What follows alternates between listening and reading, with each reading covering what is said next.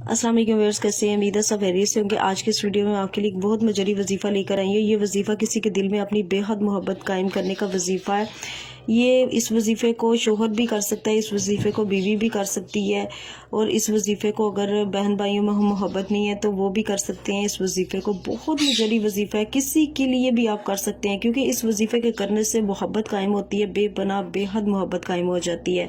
تو آپ نے اس وظیفے کو کس طرح سے کرنا ہے؟ 111 مرتبہ آپ نے یا واجد تو پڑھنا ہے، دن میں کسی بھی ٹائم آپ پڑھ سکتے ہیں، اور اول اور آخر 11 مرتبہ درود ابراہیم پڑھنا ہے، پڑھ کر اللہ سے دعا کرنی ہے۔